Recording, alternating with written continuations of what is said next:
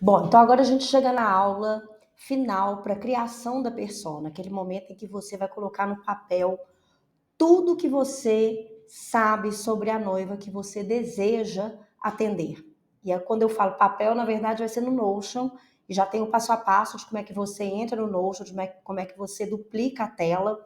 Já está lá no nosso grupo do WhatsApp, então baixa lá para que você não perca essa oportunidade de ter sempre ali no seu celular ou no seu computador. Então, lembrando que esses dados que você vai obter da sua persona, eles vão ser obtidos pela observação, pela sua intuição, pelo seu querer. Quem é a noiva que eu quero atender? Né? É o que a gente falou nas primeiras aulas.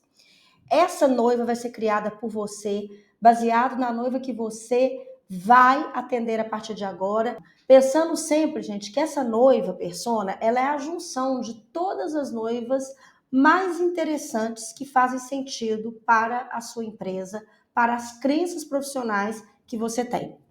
E essa noiva também, ela vai ser obtida em análise da noiva que você já atendeu. Aquela noiva que te deu depoimento, aquela noiva que você gostou de atender, que foi uma jornada boa e que você quer continuar atendendo. Então, essa também é uma referência muito positiva para você criar sua noiva persona. E a análise das noivas dos concorrentes e parceiros, mas eu coloco aqui sempre para ter cuidado, porque nem todas as noivas dos outros são para você. Tanto dos concorrentes, que você tem vontade de ser como ou de parecer ser, quanto dos seus parceiros, que você também indica ou é indicado. Então, esse perfil comportamental da noiva persona, ele vai ser dividido em dois elementos. Primeiro, que a gente chama de mapa da empatia, isto é, quais são as dores dessa noiva? Quais são os sonhos dela? Quais são os erros comuns que ela está cometendo a partir do momento que ela se torna noiva? Quais são os medos? Quais são os inimigos em comum? Nós vamos falar exatamente sobre cada um desses itens, não se preocupe. Quais são as objeções que essa noiva tem em relação ao seu serviço? Quais coisas ela ainda não sabe sobre o seu serviço? O que ela ainda nunca passou pela cabeça dela sobre o seu negócio e que ela precisa saber? Quais são os principais valores importantes para essa noiva na hora de te contratar? E qual que é o conhecimento que ela já tem sobre o seu negócio? Então vamos falar sobre cada um desses itens para que você tenha fonte de conhecimento para responder pensando sempre na sua noiva persona em relação ao seu negócio. Eu vou voltar a falar isso porque é muito importante e é um dos erros que quase todo mundo comete ao criar a noiva, ao criar a persona. Você responde essas questões pensando no seu serviço e não de uma forma macro no mercado. Então eu não vou preocupar com a dor da noiva em relação a todo o casamento, mas a dor que a noiva tem em relação à contratação do cerimonial, caso eu seja cerimonialista, em relação à fotografia, à decoração e assim por diante. Porque senão você começa a entrar em questões que não diz respeito ao seu processo de venda. E o segundo elemento do nosso mapa da persona são os dados demográficos. Isto é, lembra quando a gente falou que a persona nasceu do público-alvo? O público-alvo ele era baseado nos dados demográficos. Então eu quero que você pense nessa noiva, nesse combinado de noivas interessantes que fazem parte da clientela que você quer ter e pensa, ela é uma mulher ou um homem? Porque às vezes você está vendendo mais para o homem, né? Se você tem aí um negócio de bebida, por exemplo, pode ser que sua noiva persona seja um homem, por exemplo. Ela mora junto com o noivo, então os dois já têm uma vida a dois, uma vida de casado. Isso influencia muito o comportamento dessa cliente em relação à contratação, tá? Ela pode ser mais madura, inclusive. Qual que é a faixa etária dessa noiva? Então ela já é mais preparada para a vida, ela já tem uma idade aí mais de 30 ou ela ainda é mais nova? Como é que é a família dela? Então, os pais são casados, são separados, ela tem os pais que vão pagar o casamento ou ela que paga. Isso também é muito relevante para que você entenda o processo final de decisão de contratação. Porque se, por exemplo, você tem a mãe ou o pai ali pagando o casamento, você vai ter que pensar em convencer mais de uma pessoa na hora que você vai criar todo o seu processo de venda, de comunicação, tá? Qual que é o grau de escolaridade dessa noiva persona? Então, ela já tem uma graduação, ela tem uma profissão, ou ela fez um curso técnico? Pensa aí sobre isso. E a renda? Pensa aí numa renda média dessa noiva. E aí eu volto a dizer uma coisa que eu falei lá atrás. Tente não focar numa noiva que não tem uma renda muito alta, porque senão você vai começar a vender contratos muito baratos. E isso não é legal para você aumentar o seu faturamento, tá? Não quer dizer que você tem que pegar a noiva mais rica, mais classe A, até porque nem sempre essa noiva vai ter o casamento como uma grande prioridade.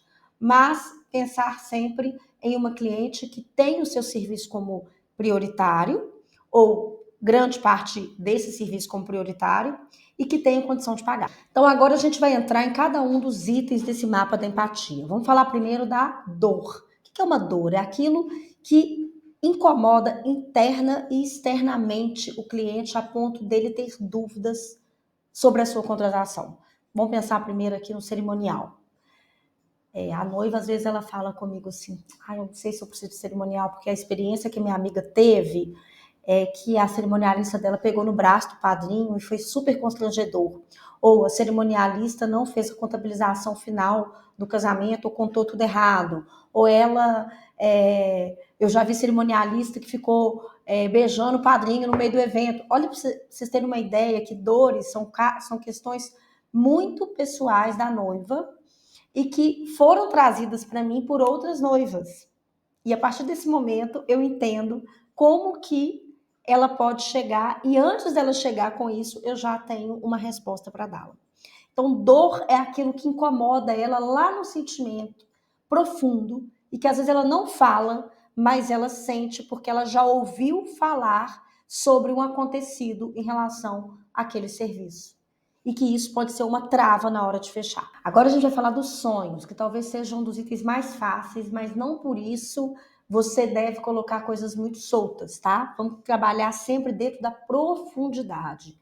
Pensa sempre em espremer quando você tiver uma resposta. Então, o que é o sonho? É aquilo que ela imagina quando ela contrata o seu serviço, é aquilo que ela deseja. Então, se você é decorador, por exemplo, o que a noiva quer quando ela contrata uma decoração? Ela quer o casamento que ela viu no Instagram. Ela quer um casamento lindo, pagando pouco. Ela quer aéreos na mesa do bolo. Então, o sonho ele é mais palpável. O sonho, ele diz respeito ao que ela deseja encontrar, mesmo que não seja fácil de você executar. Mas é importante que você saiba o que ela deseja, para que você coloque a sua crença dentro da construção desse sonho de acordo com o seu negócio. Quais são os erros comuns que essa noiva está executando e que impedem ela de contratar você? Então, essa noiva, muitas vezes, ela está tendo ações que são erradas, que ela não percebe e que está impedindo ela de te contratar. Vamos lá. Eu sou cerimonial e, às vezes, a noiva ela não contrata o cerimonial porque tem uma amiga que ajuda. Então, ela está tendo o erro de ouvir pessoas que não são tão gabaritadas, competentes para executar o planejamento do casamento. E ela escuta essa amiga. Isso é um erro comum, que deve ser abordado de uma forma um pouco mais delicada. Aí a gente vai entrar ali no momento de posicionamento, com uma certa polêmica, mas sem falar mal, tá? Um erro comum, por exemplo, quando você trabalha com música. Então, o erro comum é a noiva achar que quando ela ouve uma música daquela banda, daquele grupo, ela vai ter uma definição sobre se é bom ou ruim. Não, ele não é bom ou ruim em relação a uma música, porque a música pode não ser boa, pode não ser o estilo que ela gosta. Então, tem muita variável que define a escolha. Então, o erro que a noiva comete antes de te contratar também é um fator que a impede de seguir no avanço da proposta, ok? É o erro da noiva, não é o erro seu. Pensa sobre isso quando você for escrever sobre esses erros aqui. E aí a gente chega no medo. Toda noiva é ansiosa, ou quase todas. E quando você tem ansiedade, você traz junto desse sentimento o medo. E o medo, em cada contratação, ele toma uma proporção. Então, a noiva, quando contrata o cerimonial, ela tem medo do cerimonial não conferir tudo ou chegar atrasado, ela tem medo do padre não aparecer, ela tem medo do buffet não levar todos os salgados. O medo de não acontecer é um medo recorrente dentro do, do momento do casamento. E existem medos mais profundos, que estão relacionados à jornada, né? O medo desse fornecedor falir, o medo dele mudar a cor no dia, o medo de tratar mal o convidado, o medo de não tocar a música da entrada, medo.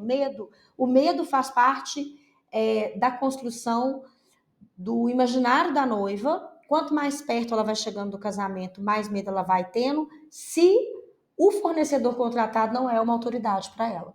Medo de ter mais pessoas na festa do que ela programou. Esse é um medo geral. Você pode afunilar ele para o seu negócio, né? O que isso representa para o cerimonial? Será que meu cerimonial vai dar conta de colocar todos os padrinhos na fila, tendo mais padrinhos, por exemplo? Ou de receber todos os convidados? Então, você tem muita variável em torno de todos os medos e eu quero que você trabalhe dentro do seu negócio o medo da noiva. Como é que você vai trabalhar esse medo depois? Esse medo dentro do Instagram vai virar tema de post. Esse medo numa pauta de reunião vai virar uma forma de você já responder esse medo antes dela colocar para você numa segunda reunião. Então, o medo, quando ele tira ali a capinha do monstro dele, né? Você ganha autoridade em relação à noiva. E os inimigos em comum? Como assim, Roberto? Nós temos inimigos? Eu não estou falando aqui de pessoas, mas de comportamentos ou de coisas que impedem a noiva de te contratar. Então, quando você tem definido a sua crença, o seu diferencial, você passa a defender algo que tem sempre um opositor. Esse opositor é um inimigo em comum. Então, vou te dar um exemplo aqui do Maktub.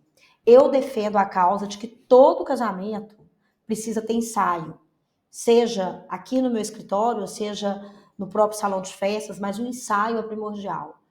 Para mim, é um inimigo quem não defende o ensaio. O não ter ensaio passa a ser um inimigo em comum. Então, quando eu falo nas minhas redes sociais a favor do ensaio, eu estou querendo dizer que o não ensaio não é legal, porque não diz respeito à qualidade da entrega, ao planejamento.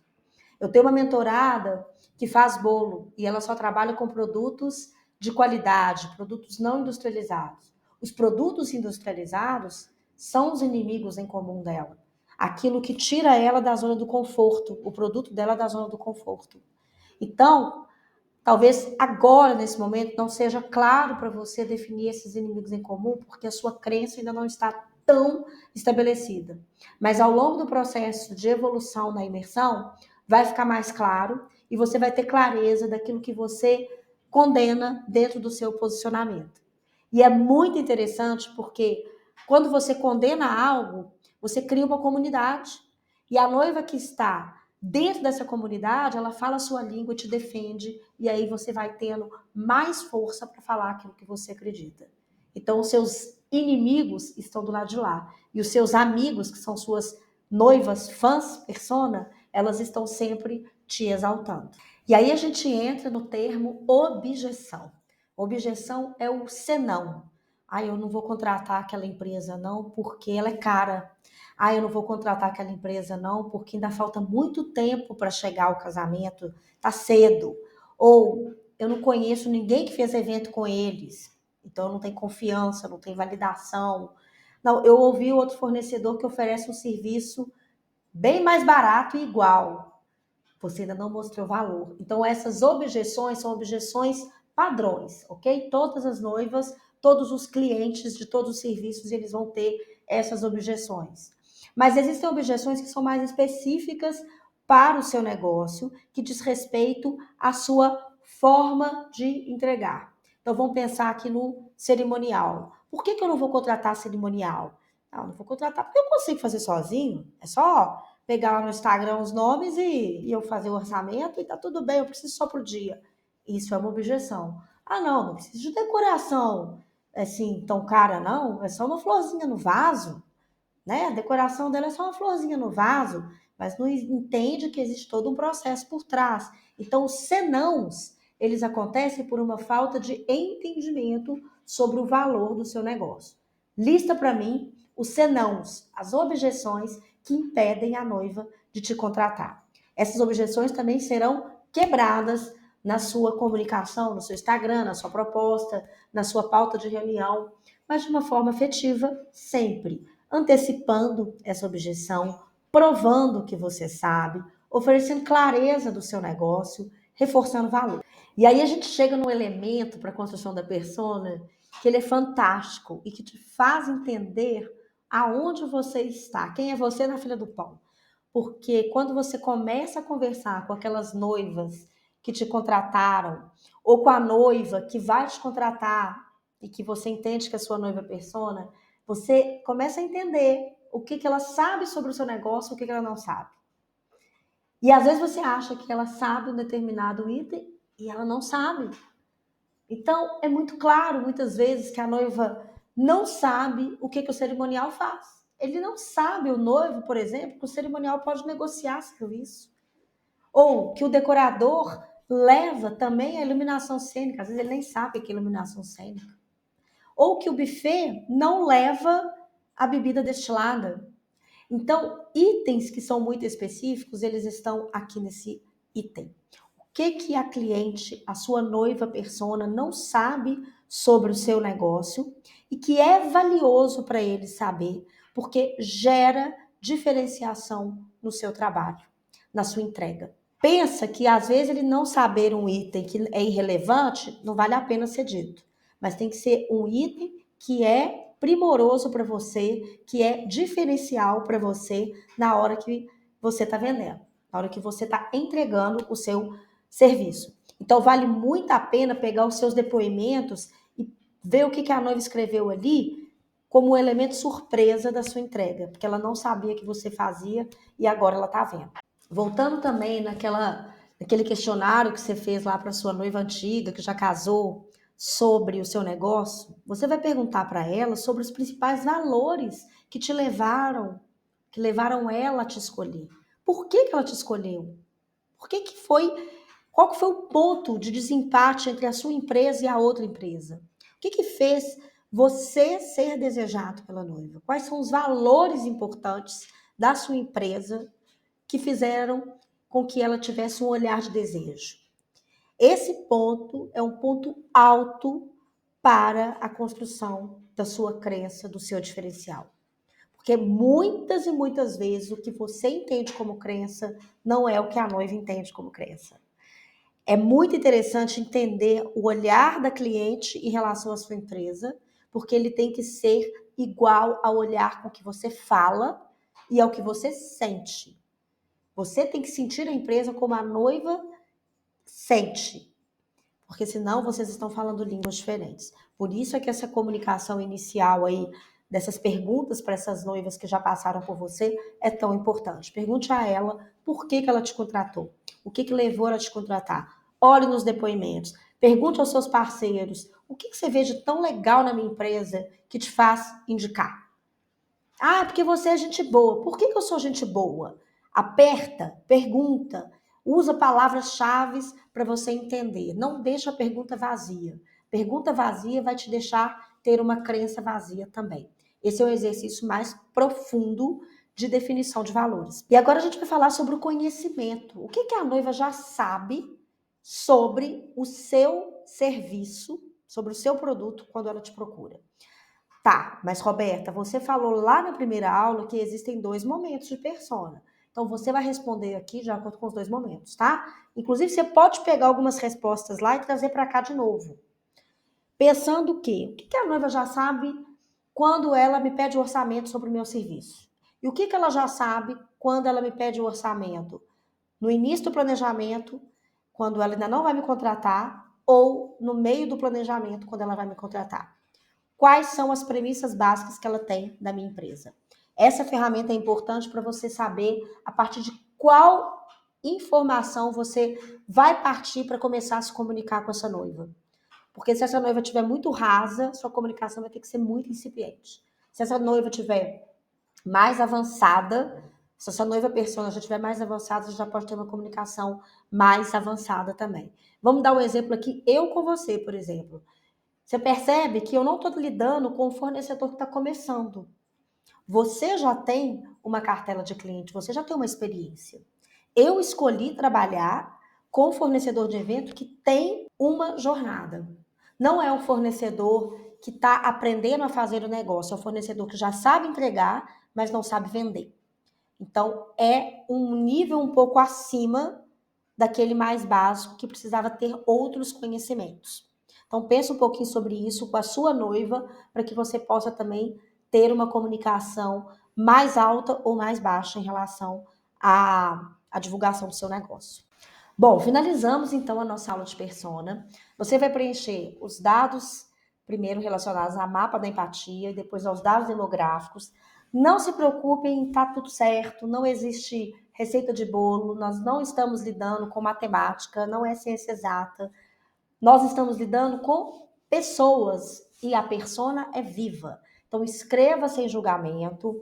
A gente vai sempre trabalhando isso depois. Quando você fizer a consultoria completa comigo, o Mergulho no Oceano Azul, essa persona vai ser ressignificada, a gente vai trabalhar ela de uma forma mais detalhada também.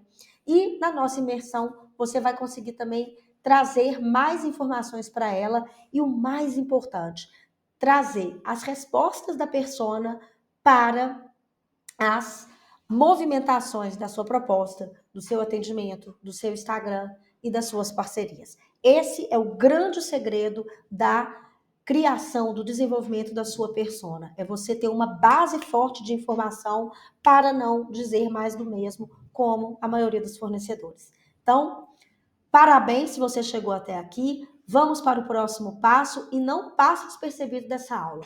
Faça o exercício e vem comigo.